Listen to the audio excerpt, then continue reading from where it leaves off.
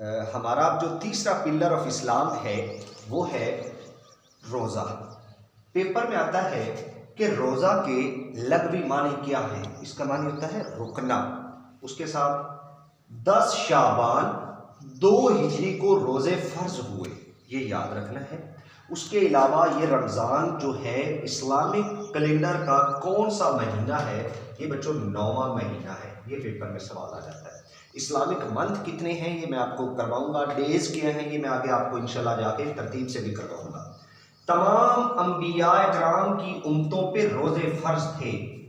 تمام انبیاء میں سے جو یہودی ہیں وہ حضرت موسیٰ کی جب سینا چوٹی سے اترے تھے کوہ سینا سے، تو اس دن کا سالانہ روزہ رکھتے ہیں۔ جو عیسائی ہیں وہ 40 روزے رکھتے ہیں، حضرت عیسیٰ علیہ السلام نے جو صحرا میں رکھے تھے ان کو فالو کرتے ہوئے، ٹھیک ہے؟ تو پیپر میں یاد رکھنا، عیسائی 40 روزے، یہودی 1 روزہ کس دن کا؟ وادی سینا سے اترنے کا، کوہ سینا سے۔ اس کے بعد سال میں 5 دن روزے منع ہیں۔ کون دنوں میں؟ تشریق کے ایام اور عیدین کے ایام میں۔ یہ 5 دن سال میں آپ روزے نہیں رکھ سکتے۔ اس کے علاوہ رمضان کے اندر 3 اشرے ہیں، جس طرح الحمدللہ آج کل ماہ رمضان ہے، تو ماہ سیام میں پہلا عشرہ جو آج کل شروع ہے، جس کا ماشاءاللہ مڈ ہو گیا، یہ عشرہ رحمت ہے، اس کی ایک خاص دعا ہے۔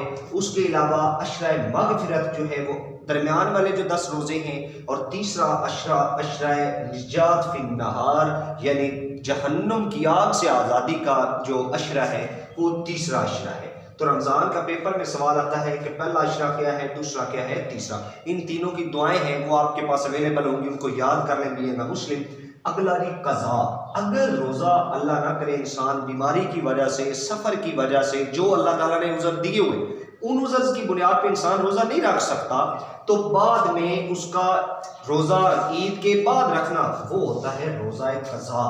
اگلی بات، روزہ توڑ دیا جائے جان بوجھ کے اگر، تو کتنے لوگوں کو کھانا کھلانا ضروری ہوتا ہے؟ 60 لوگوں کو۔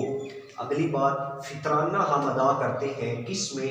روزے کے بعد جو کمیاں بیشیاں رہ جاتی ہیں عید الفطر سے پہلے پہلے۔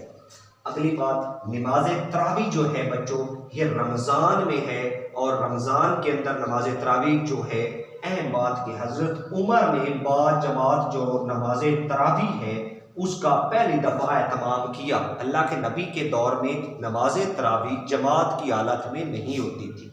اگلا، اعتکاف، مسجد میں لوگ اپنا حجرہ بنا کے علیحدہ بیٹھ کے اللہ کے حضور گڑ گڑا کے اپنی حاجات مناجات پیش کرتے ہیں، تو وہ بچوں اعتکاف ہے، اور اللہ اس کے معنی پیپر میں آتے ہیں کیا ہے؟ رکنا، قیام کرنا۔ اور دوسری بات، اعتکاف کرنا سنت ہے۔ اور تیسری بات کہ نبی کریم صلی اللہ علیہ وسلم نے اپنی زندگی کے آخری سال 10 دن اعتکاف فرمایا، یہ یاد رکھنا ہے۔ اگلا کہ سورۃ البقرہ کی آیات نمبر 183 روزے کی فضیلت کے متعلق ہے۔ روزے کے فضیلت کے متعلق 183 جو آیت مبارکہ ہے وہ ہے۔ اگلی کہ روزہ کیا ہے؟ پیپر میں سوال آتا ہے کہ کیا ڈھال ہے؟ ڈھال کسے کہتے ہیں؟ روزہ، ٹھیک ہے۔ اگلا، نبی کریم صلی اللہ علیہ وسلم نے رمضان کے مہینوں کو شہر مواسات کا نام دیا۔ شہر مواسات کسے کہتے ہیں؟ ماہ رمضان کو، اور ماہ رمضان میں شہر مواسات کا مطلب ہے کام بانٹنے کا مہینہ۔ اس کے بعد یوم عرفہ، یوم عرفہ بچوں ہوتا ہے 9 ذی الحجہ، یعنی حج والا جو دن ہے اس دن کا روزہ رکھنا، یہ ہوتا ہے یوم عرفہ۔ اور اللہ کے نبی نے فرمایا کہ جس سال میں آپ ہیں، اس سے پچھلے، یعنی آج سے پچھلے سال اور آج سے آنے والا سال، ان 2 سالوں کے گناہ معاف ہو جاتے ہیں یوم عرفہ کا روزہ رکھنے سے۔ اس کے بعد لیلۃ القدر جو ہے، لیلۃ القدر 1000 مہینوں، 1000 سال نہیں، 1000 مہینوں کی عبادت سے بہتر ہوتی ہے اس رات، ایک رات کی عبادت۔ یہ پیپر میں سوال آتا ہے۔ ہمارا تیسرا پلر اسلام ہو گیا، اب ہے چوتھا، یہ بہت امپورٹنٹ ہے۔ اگر اسلامیات کا عقائد اسلام میں وہ MCQs پوچھے تو سب سے زیادہ جس حصے میں پوچھتا ہے وہ 3 ہے، یا زکوٰۃ سے پوچھتا ہے، یا وہ دوسرا روزے سے پوچھتا ہے، یا وہ حج سے پوچھتا ہے. جو پہلے ہم نے پڑھے نماز کے بارے میں بالکل پوچھتا ہے. نماز بھی امپورٹنٹ ہے لیکن ریلیٹیولی ان پہ زیادہ فوکس آج کل دیا جاتا ہے.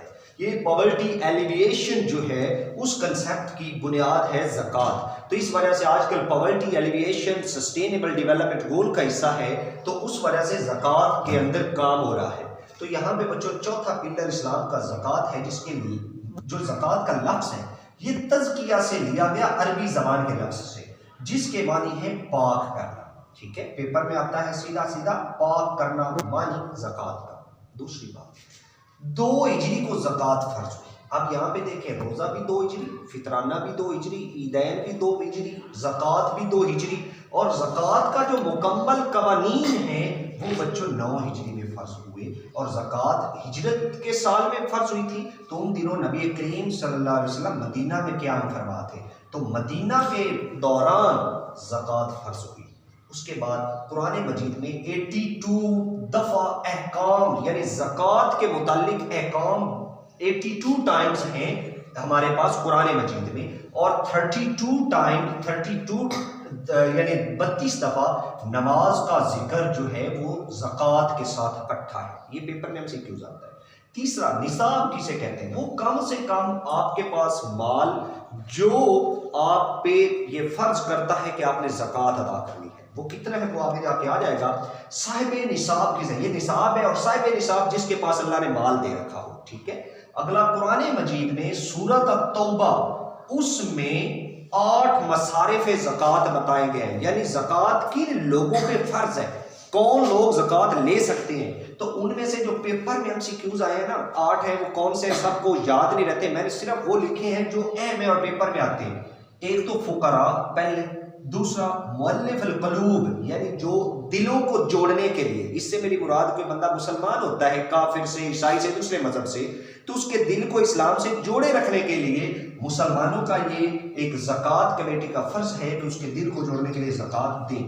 تیسرا، پیپر میں آتا ہے الرقاب، یہ کیا ہے، اس کا معنی پوچھتا ہے. تو بچوں یہ فرض کرے کوئی نوکر ہے کسی کا، اس پہ قرض بہت زیادہ ہے، تو اس کو آزاد کروانے کے لیے بھی زکوٰۃ دی جا سکتی ہے. اور اگلا، الغارمین یعنی قرض دار، جو بیچارے قرض دار ہیں، طاقت نہیں رکھتے، ان کے قرض اتارنے میں بھی زکوٰۃ لگائی جا سکتے ہیں. یہ پیپر میں بڑی دفعہ رپیٹ ہوئے ہیں، میں نے چاروں اس لیے لکھے ہیں کیونکہ یہ چاروں امپورٹنٹ آتے، باقی پیپر میں نہیں ہے، ویسے آپ کو آنے ضروری ہیں. اگلی ہے بات، زکوٰۃ کی اقسام. زکوٰۃ 2 طرح کے مال پہ جو ہے وہ لاگو ہوتی ہے. پہلا، ہمارے پاس جو پہلا ہے وہ ظاہری مال ہے، اور دوسرا باطنی مال ہے.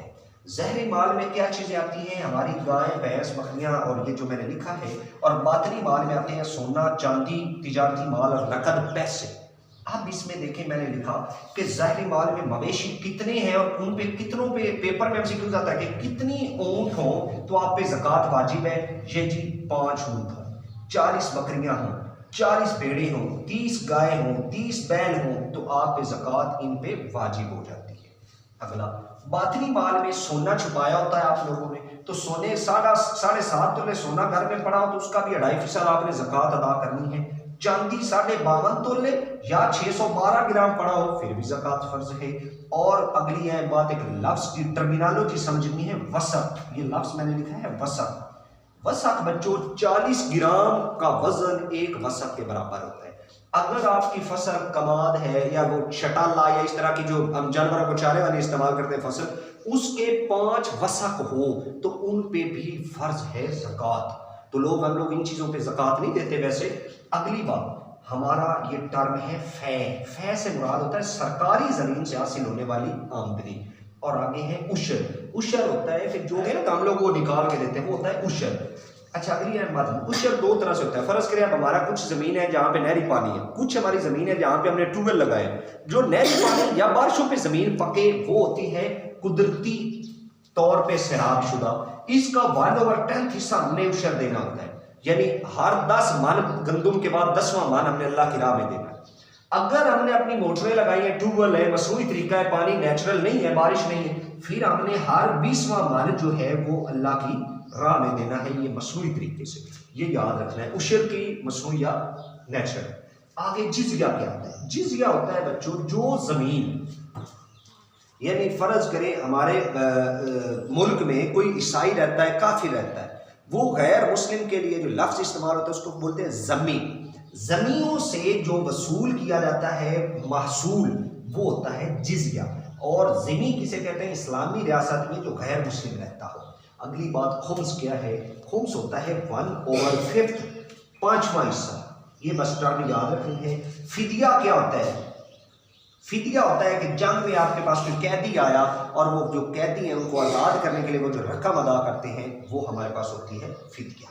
اس کے بعد بچوں پاکستان میں 1 رمضان المبارک کو ہر سال زکوٰۃ جو کرنٹ اکاؤنٹس سیونگ اکاؤنٹس ہیں، سیونگ اکاؤنٹ سے ہر سال 1 رمضان المبارک کو جو ہے وہ زکوٰۃ کاٹی جاتی ہے. پاکستان میں 20 پیریڈ تھا، اس دوران 1980 میں پاکستان میں زکوٰۃ کا قانون آیا. ٹھیک ہے، اشر زکوٰۃ آرڈیننس اسے بولتے ہیں. اگلا زکوٰۃ کمیٹی کا جو سربراہ ہے وہ ایڈمنسٹریٹر جنرل ہوتا ہے، اور زکوٰۃ کا جو سربراہ زکوٰۃ کونسل کا ہے وہ یا تو سپریم کورٹ کا کوئی موجودہ یا ریٹائرڈ جج ہونا چاہیے کم سے کم. پیپر میں سوال تھا زکوٰۃ کونسل کا کون ہونا چاہیے؟ سپریم کورٹ کا موجودہ یا غیر جو سابقہ جو ہے وہ جج ہونا چاہیے. 1973 کے آئین میں 34 نمبر آرٹیکل جو ہے وہ زکوٰۃ کمیٹی کے متعلق ہے، اور اس کی سب ڈویژن یہ جو ہمارا 80 کا مطلب کنسٹیٹیوشن ہے، 16 نمبر آرٹیکل جو ہے وہ زکوٰۃ کمیٹی کے بارے میں بتاتا ہے. زکوٰۃ کے بارے میں 34 آرٹیکل نمبر ہے اور 16 نمبر آرٹیکل جو ہے وہ زکوٰۃ کمیٹی کے بارے میں ہے. اور تحصیل کمیٹی کے ٹوٹل ممبران کی تعداد 12 ہے. 12 میں سے 4 عورتیں ہونی ضروری ہیں قانون کے مطابق. نبی کریم صلی اللہ علیہ وسلم نے یمن میں زکوٰۃ اکٹھی کرنے کی ذمہ داری کس کو دی؟ وہ دی تھی معاذ بن جبل کو. اب یہاں پہ کچھ سوال ہیں کہ منکرین زکوٰۃ کے خلاف جنگ کس نے کی، کس خلفائے راشدین نے کی؟ وہ سارے ہیں حضرت ابو بکر کے پیریڈ میں، یا وہ میں وہاں پہ ساتھ چیزیں کرواؤں گا. جتنا یہاں پہ ان کے ریلیٹ تھا وہ میں نے یہاں پہ کلیئر کر دیا. اب آخری رہ گیا ہمارا 5واں پلر آف اسلام. اب بڑھتے ہیں اس کی طرف.